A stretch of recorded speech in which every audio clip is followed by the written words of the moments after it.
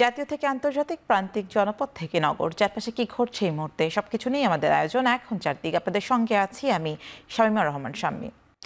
BNP নেতা ইশরাক হোসেনকে ঢাকা দক্ষিণ সিটি কর্পোরেশনের মেয়র পদে শপথ পড়ানো স্থগিতাদেশ চেয়ে করার রিট খারিজ করে দিয়েছেন আদালত। তার আইনজীবী ব্যারিস্টার মাহবুব উদ্দিন খোকন বলেন, এর ফলে ইশরাক হোসেনকে মেয়র পদে শপথ পড়াতে আর কোনো বাধা নেই। অন্যথায় আদালত অবমাননার অভিযোগে অভিযুক্ত হবে সরকার। ২৬ মের মধ্যে এই শপথ পড়াতে হবে। আদালত আরো বড় অবজারভেশন দিয়েই মামলাটা খারিজ করে দিয়েছে। ফলে ইশরাকের শপথ নেওয়ার আর কোনো বাধা রইল না। আগামী ২৬ তারিখের মধ্যে শপথ নিতে হবে। হাই কোর্ট অব দ্য কান্ট্রিতে চেষ্টা করছিল একটা মহল শপথকে বন্ধ করার জন্য, সেটা ব্যর্থ হয়েছে। আর যদি শপথ না দেওয়া হয় সেটা আদালত অবমাননা হবে। স্থানীয় সরকার মন্ত্রণালয়ের উপদেষ্টা কোনো একটা পার্টির পারপাস সার্ভ করার জন্য তিনি কাজ করছেন। দেশের মানুষ সেইটাও বুঝতেছে যে কোনো গোষ্ঠী, পার্টি, পলিটিক্যাল পার্টির পারপাসটা সার্ভ করছেন। আমরা উচ্চতর আদালতে যাব, মহামান্য আপিল বিভাগে আমরা আপিল ফাইল করব এবং আপিল ফাইল করা অবস্থায় যেহেতু এই বিষয়টি সাবজুডিস ম্যাটার থাকবে, এখানে স্থানীয় সরকার মন্ত্রণালয়ের শপথ পড়ানোর আইনগত কোনো সুযোগ থাকলো না। ইশরাক হোসেনকে ঢাকার দক্ষিণ সিটির মেয়র পদে রায়ের বৈধতা ও শপথ পড়ানো স্থগিত চেয়ে রিট খারিজ করার খবরে উল্লাস ও মিছিল করেছেন তার সমর্থক ও বিএনপি নেতাকর্মীরা। এ সময় নেতাকর্মীরা স্লোগানে মুখরিত করেন কাকরাইল এলাকা। তবে এখনও রাজপথ না ছাড়ার কথা জানান তারা। স্থানীয় সরকার মন্ত্রণালয়ের উপদেষ্টা আসিফ মাহমুদ ও তথ্য উপদেষ্টা মাহফুজ আলমের পদত্যাগ না করা পর্যন্ত এই আন্দোলন চলবে বলেও জানান আন্দোলনকারীরা। টানা ৮ম দিনের মতো চলছে এই আন্দোলন এবং ৪ দিন ধরে চলছে ব্লকেট কর্মসূচি। এছাড়াও নগর ভবন সহ আঞ্চলিক অফিসগুলোতে বন্ধ আছে নগর সেবা। আমরা রাজপথে আছি, এখন আমাদের আংশিক দাবি পূর্ণ হয়েছে, কিন্তু আমরা সেই আসিফের পদত্যাগ চাই। আসিফের পদত্যাগের দাবিতে আমরা মাঠে থাকবো। আমাদের নির্ধারকরা যতদিন নির্দেশনা না দিবে আমরা মাঠ ছাড়বো না ইনশাল্লাহ। নগর ভবনের অভিভাবক একজন মেয়রের দায়িত্ব ইশরাককে বুঝাই দিতে হবে, শপথের করাতে হবে, তারপর আমরা এখান থেকে যাব। আদালত রায় দিয়েছে ইশরাক সাহেবকে মেয়র রেখেছে, কিন্তু এখন আমাদের আরেকটা দাবি আছে, আসিফের পদত্যাগ না হওয়া পর্যন্ত আমরা রাজপথ ছাড়বো না। বিএনপির ভারপ্রাপ্ত চেয়ারম্যান তারেক রহমানের দেশে ফেরাকে কেউ অনিরাপদ করে তুলতে চায় বলে অভিযোগ করেছেন দলের সিনিয়র যুগ্ম মহাসচিব রুহুল কবির রিজভী। নয়াপল্টনের দলীয় কার্যালয়ে ব্রিফিংয়ে তিনি আরও বলেন, মানবিক করিডোর দেশকে অস্থিতিশীল করার ষড়যন্ত্রের অংশ। ইশরাক হোসেনের বিষয়ে আদালতের আদেশ জনগণের প্রত্যাশার প্রতিফলন ঘটেছে বলেও মন্তব্য করেন বিএনপির নেতা। অন্তর্বর্তীকালীন সরকারের জাতীয় নিরাপত্তা উপদেষ্টা ডক্টর খলিলুর রহমান ১.৫ দশকের গণতন্ত্র পুনরুদ্ধার আন্দোলনে জনগণের প্রিয় নেতা বিএনপির ভারপ্রাপ্ত চেয়ারম্যান তারেক রহমানকে নিয়ে যে বক্তব্য দিয়েছেন, তাতে দেশের মানুষ বিস্মিত, হতবাক, উদ্বিগ্ন এবং ক্ষুব্ধ হয়েছে। মানবিক করিডোরের নামে নানা কথা বলে দেশের সার্বভৌমত্বকেই দুর্বল করার চেষ্টা করছে। রাষ্ট্র নিয়ে পরীক্ষা নিরীক্ষা করার সুযোগ নেই। ডক্টর খলিলকে অবিলম্বে জাতীয় নিরাপত্তা উপদেষ্টার পদ থেকে সরিয়ে দিয়ে দেশে বিদেশে তার অবস্থান সম্পর্কে সম্পূর্ণ তথ্য দেশের জনগণের সামনে হাজির করতে হবে। সাম্য হত্যার বিচার দাবিতে শাহবাগে সড়ক অবরোধ করে বিক্ষোভ করেছেন ছাত্রদলের নেতাকর্মীরা।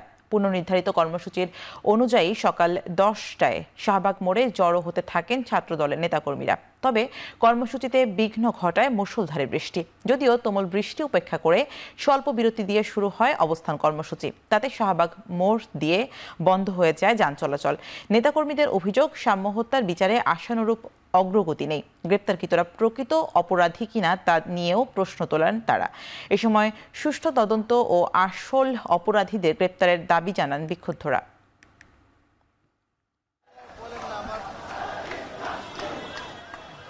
সাম্যের যে হত্যাকাণ্ড ঘটেছে, এখনো পর্যন্ত তার বিন্দু পরিমাণ কোনো অগ্রগতি আমাদের চোখের সামনে নাই।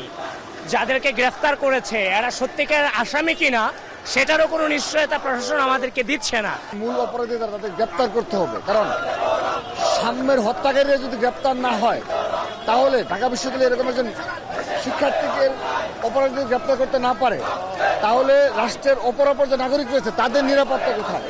আমরা এই দাবিতে আজকে এখানে আবারও একত্রিত হয়েছি।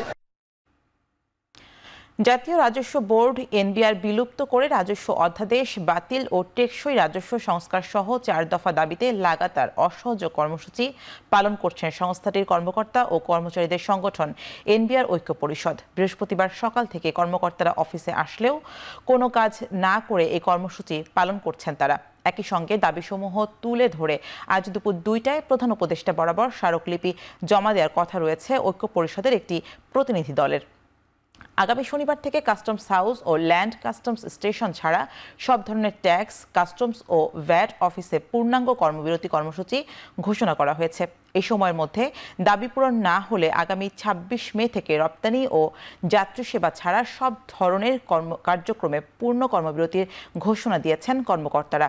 এছাড়া রাজস্ব সংস্কার বিষয়ক পরামর্শ কমিটির সুপারিশ জনসাধারণের জন্য ওয়েবসাইট প্রকাশ, জাতীয় রাজস্ব বোর্ড কর্তৃক প্রস্তাবিত খসড়া এবং পরামর্শ কমিটির সুপারিশসমূহ আলোচনা পর্যালোচনার পূর্বক বিভিন্ন সংস্থা, ব্যবসায়িক সংগঠন, সুশীল সমাজ, রাজনৈতিক নেতৃবৃন্দ সহ সংশ্লিষ্ট সকল অংশীজনের মতামত নিয়ে উপযুক্ত ও টেকসই রাজস্ব ব্যবস্থার সংস্কার নিশ্চিত করার দাবি জানানো হয়।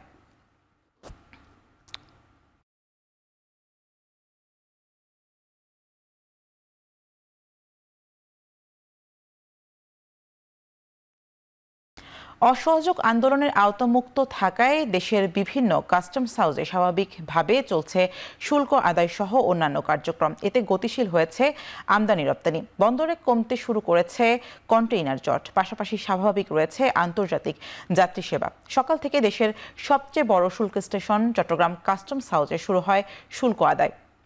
রপ্তানি ও আন্তর্জাতিক যাত্রী সেবা আন্দোলনের আওতামুক্ত থাকায় কাস্টমসের বিভিন্ন শাখায় কাজে যোগ দেন কর্মকর্তা কর্মচারীরা। গেল কয়েকদিনের জমে থাকা কাজগুলো করতে বিভিন্ন শাখায় ব্যস্ত সময় পার করছেন তারা। কাস্টমসের বিভিন্ন শুল্ক শাখায় ভিড় করেছেন সিএনডিএফ এজেন্টরা। চট্টগ্রাম শুল্ক স্টেশনে প্রতিদিন শুল্ক আদায় হয় 200 কোটি টাকা। কাস্টমস হাউস কাজ বন্ধ থাকলে পণ্যর স্তূপ বাড়ে চট্টগ্রাম বন্দরে, ক্ষতিগ্রস্ত হয় আমদানিকারক, ব্যবসায়ী সহ সবাই। এদিকে এনবিআর চেয়ারম্যান অপসারণ সহ 3 দফা দাবি আদায়ে প্রধান উপদেষ্টা বরাবর স্মারকলিপি প্রদান সহ নানান কর্মসূচি পালন করছে এনবিআর সংস্কার ঐক্য পরিষদ।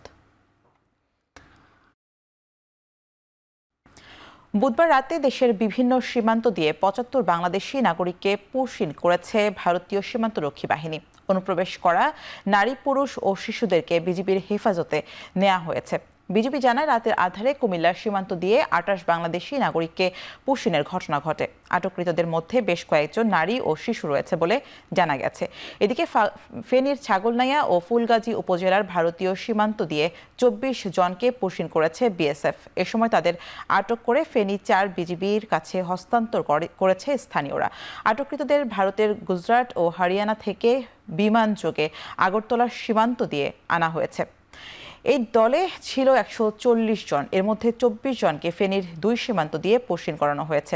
প্রাথমিকভাবে জানা গেছে তারা কুড়িগ্রামের বাসিন্দা। পঞ্চগড়ের বড়বাড়ি সীমান্ত দিয়ে নারী, পুরুষ ও শিশু সহ 21 জনকে পুশিন করেছে ভারতীয় সীমান্তরক্ষী বাহিনী। পরে সীমান্ত এলাকা থেকে তাদের আটক করে বিজিবি। এছাড়াও দিনাজপুরের রামচন্দ্রপুর সীমান্ত পুশিনের সময় 2 বাংলাদেশিকে আটক করেছে বিজিবি।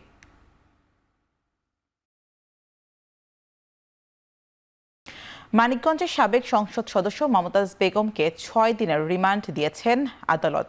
হত্যা ও নাশকতার 2 মামলায় মোট 6 দিনের রিমান্ড দেওয়া হয়। এর আগে সকাল 8:30টার দিকে গাজীপুরের কাশিমপুর কেন্দ্রীয় কারাগার থেকে প্রিজন ভ্যানে করে মমতাজ বেগমকে মানিকগঞ্জ আদালতে হাজির করা হয়। পরে শুনানি শেষে নাশকতার একটি মামলায় 2 দিনের রিমান্ড মঞ্জুর করেন আদালত।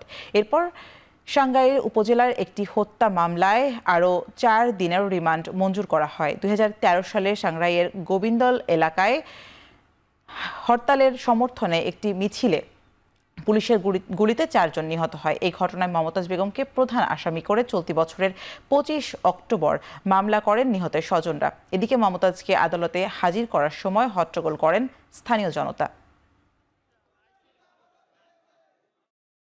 তদবির বাণিজ্য সহ বিভিন্ন দুর্নীতির অভিযোগে স্থানীয় সরকার উপদেষ্টা আসিফ মাহমুদের সাবেক এপিএস মোয়াজ্জেম হোসেনকে জিজ্ঞাসাবাদ করেছে দুর্নীতি দমন কমিশন। দুর্নীতির দায়ে অভিযুক্ত মোয়াজ্জেম হোসেনের বেলা 11:30টার দিকে দুদক কার্যালয়ে হাজির করা হয়। দুদকের উপসহকারী পরিচালক মিনু আক্তার সুমি সহ অন্যান্য কর্মকর্তারা তাকে জিজ্ঞাসাবাদ করেন। মোয়াজ্জেমের বিরুদ্ধে উপদেষ্টার এপিএস থাকাকালে ক্ষমতার অপব্যবহার করে তদবির ও টেন্ডার বাণিজ্য সহ নানান অনিয়মের মাধ্যমে বিপুল পরিমাণে সম্পদ অর্জনের অভিযোগ উঠেছে। সম্প্রতি মোয়াজ্জেম হোসেনের বিরুদ্ধে ওঠা দুর্নীতির খবর গণমাধ্যমে প্রচারিত হলে তার দায়িত্ব থেকে অব্যাহতি দেওয়া হয়।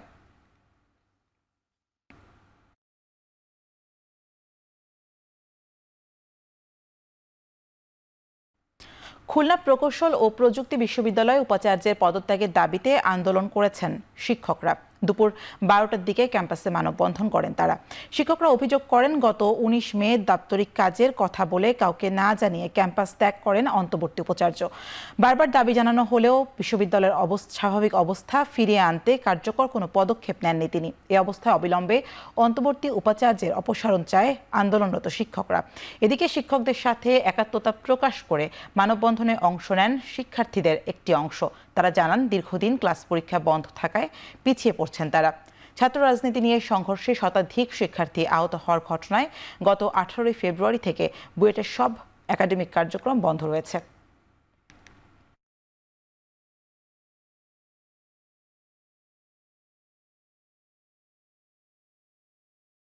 18 ফেব্রুয়ারি যে সহিংসতা হয় সেই সহিংসতার বিচার এখনো পাইনি, প্লাস আমাদের শিক্ষকদের যে লাঞ্ছনা হয় সেই লাঞ্ছনার বিচার এখনো পাইনি। আমরাও শিক্ষকদের সাথে যে একাত্মতা পোষণ করি যে আসলে তিনি ওই পদের যোগ্যতাটা হারাইছেন। উনি যেহেতু দায়িত্ব নিয়ে এসেছিলেন, উনি যদি অপারগ হয়ে থাকেন, আমরা বলেছি যে সসম্মানে তাহলে আপনি জিনিসটা স্পষ্ট করেন, না পারলে আপনি পদ ছেড়ে দিন, যাতে সরকার যোগ্য কাউকে নিয়োগ দিতে পারে, একজন পূর্ণকালীন ভাইস চ্যান্সেলরকে নিয়োগ দিক। এবং একই সাথে আমরা সরকারের কাছে দাবি জানাচ্ছি যে একজন কুয়েট বান্ধব, যোগ্য এবং পূর্ণকালীন ভাইস চ্যান্সেলর নিয়োগ দিয়ে কুয়েটের সংকট নিরসনে ওনারা দ্রুত উদ্যোগ নেবেন। এবার আন্তর্জাতিক প্রসঙ্গ। ভারতের দিল্লিতে প্রবল ঝড় ও শিলাবৃষ্টিতে প্রাণ হারিয়েছেন অন্তত 6 জন। বুধবার 79 কিলোমিটার গতিবেগের তীব্র ঝড় আর শিলাবৃষ্টিতে বিপাকে পড়েন নয়াদিল্লির বাসিন্দারা। দেশটির আবহাওয়া দপ্তর জানায়, আরব সাগরের তৈরি সাইক্লোনের প্রভাবেই এই বিপর্যয়। একই দিনে দিল্লিতে রেকর্ড করা হয়েছে 12 মিলিমিটার বৃষ্টি। এদিকে ঝড়ের কবলে পড়ে ভয়াবহ টার্বুলেন্সের শিকার হয়ে ক্ষতিগ্রস্ত হয়েছে ইন্ডিগো এয়ারলাইন্সের একটি ফ্লাইট। অর্ধশতাধিক ফ্লাইট বিলম্বের পাশাপাশি 11টি ফ্লাইটের গতিপথ পরিবর্তন করা হয়েছে। রাজধানীতে গরমের প্রকোপ ফিরে আসার সম্ভাবনা থাকলেও আগামী 4 দিনের জন্য দক্ষিণের 5 রাজ্যের বেশিরভাগ অঞ্চলে নতুন করে জারি করা হয়েছে অতিবৃষ্টি সতর্কতা।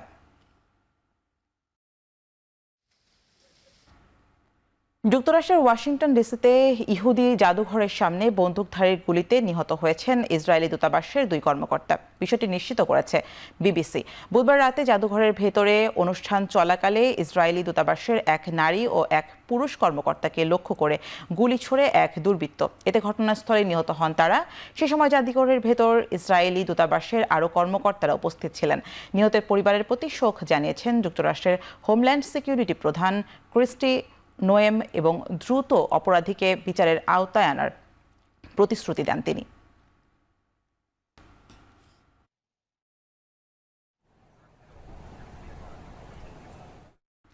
এক ক্যালেন্ডার বছরে সবচেয়ে কম ইনিংসে 1000টি টি-20 রানের বিশ্ব রেকর্ড করলেন পাকিস্তানের ক্রিকেটার সাহেবজাদা ফারহান। 2025 সালে মাত্র 18 ইনিংসের 1000 রান পূর্ণ করেছেন পাকিস্তানি এই ব্যাটার। বিশ্ব রেকর্ডটা অবশ্য ভাগ করে নিতে হচ্ছে সাহেবজাদাকে। তবে যার সঙ্গে ভাগ করছেন তার নামটাও ক্রিকেট কিংবদন্তি পর্যায়ে। 2016 সালে নিজের ফর্মের চূড়ান্ত দাঁড়িয়ে 18 ইনিংসে টি-20তে 1000 রান করেছিলেন বিরাট কোহলি।